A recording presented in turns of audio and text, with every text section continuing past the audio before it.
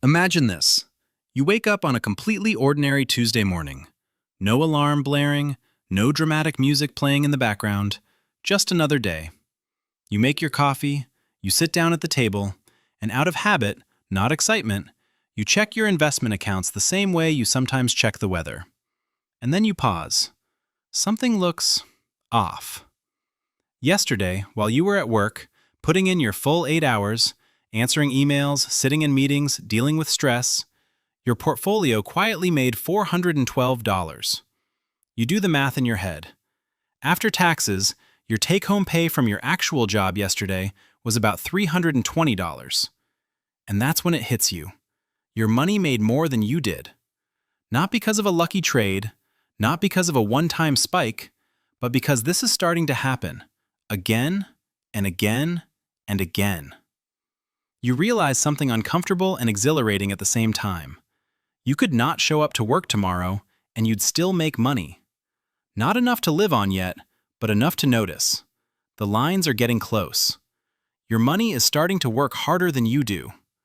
That moment has a name. It's called the crossover point. And here's the part that keeps me up at night. Most people will work for 40 to 45 years and never even know this moment exists, let alone experience it. They'll trade time for money until they're physically tired. Then they'll hope Social Security and whatever scraps they manage to save are enough to survive. But there's another path. Not a motivational slogan, not a hustle fantasy. A mathematical inevitability that, once you understand it, permanently changes how you see money, work, and freedom. If you feel like you're running on a treadmill that keeps speeding up, or if you're obsessed with freedom but overwhelmed by vague financial advice, make sure to subscribe, because today we're not talking about budgeting apps or cutting out lattes. We're talking about the exact date on the calendar when you officially win the game of capitalism. The two lines that define your life. The crossover point isn't a mindset. It's not a philosophy. It's math. And it comes from a book called Your Money or Your Life, first published in 1992, and somehow still ignored by most people today. Here's how it works.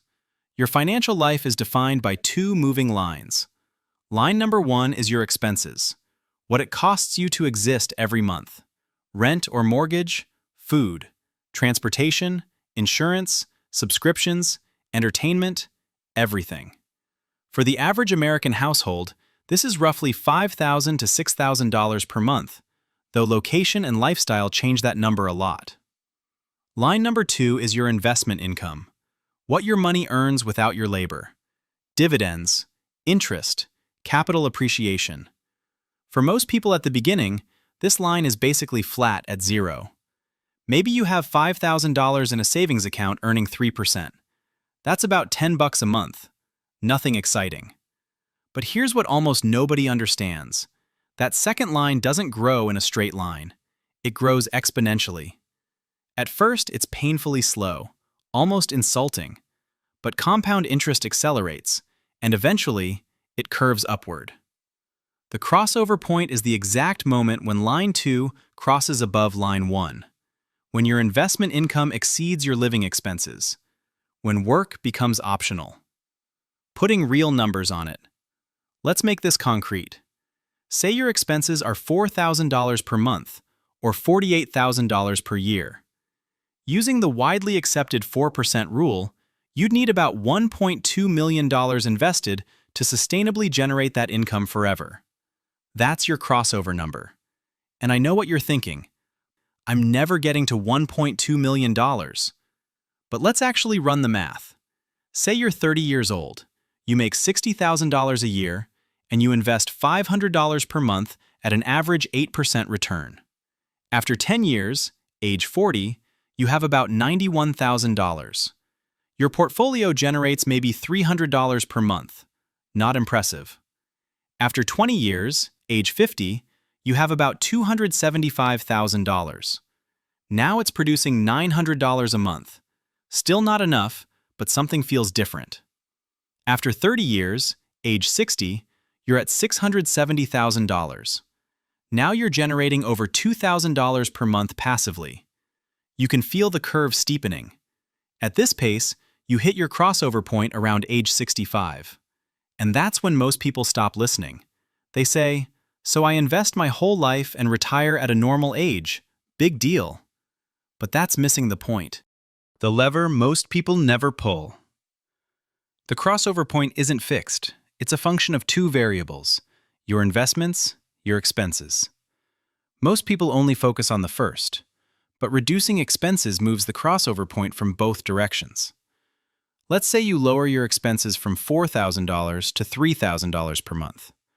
Now your crossover number isn't 1.2 million, it's $900,000. You just erased $300,000 from your target without earning a dollar more. That alone can shave 7 to 10 years off your working life. Now combine that with higher investing. If you invest $1,000 per month instead of $500, you reach $860,000 in about 25 years. That puts your crossover point around age 55 instead of 65. 10 years of life reclaimed. And if you go further, lower cost living, house hacking, intentional spending. At $2,000 per month in expenses, your crossover number is just $600,000. That's achievable in under 20 years for many people. Financial independence in your 40s. Not fantasy, math. The psychological shift no one talks about. Here's what changes before the numbers do. At first, investing feels like sacrifice. Every dollar hurts. Your portfolio goes up $40, then down $70. It feels pointless. But somewhere between $50,000 and $100,000, something clicks. Your money starts feeling alive. A 2% gain is no longer lunch money, it's rent. Your relationship to work changes, even before full freedom. This is what I call the freedom gradient. At $500 a month in investment income, your car is covered. At $1,000, groceries too. At $2,000, most of your life. Each milestone buys leverage, the ability to say no. Coast fire. The hidden milestone. There's a concept called coast fire. It's the moment when, even if you never invest another dollar, your portfolio will still grow to your crossover point by retirement age. If you're 30 and want $1.2 million by 60, you only need about $150,000 invested today. That's it. From there, you're coasting. That means freedom to change jobs, go part-time, or breathe. Most people never calculate this. They live in vague fear instead of specific progress. The risks and the real risk. Yes, markets crash. Yes, inflation exists. But all of that is already baked into the math. What's riskier? Volatility, or depending entirely on your health, your employer, and a government check? The crossover point isn't about certainty. It's about probability in your favor. What to do next? This part matters. Calculate your real expenses. Multiply annual expenses by 25, write down your crossover number, measure the gap. Attack both sides. Earn more, spend less, invest consistently. Every $1,000 invested equals $40 per year forever. Every $100 cut from expenses equals $30,000 less required. Money isn't just money, it's future time. Final reframe. Every purchase costs two things: money now and freedom later. Most people never see the trade-off. The crossover point makes it visible. And once you see it, you can't unsee it. The lines will cross. They always do for the people who stay in the game. And one random Tuesday, everything changes. If this changed how you think about money, hit like and subscribe. This channel is about using math, not motivation, to buy back your time. Stay consistent, let the numbers work, and I'll see you in the next one.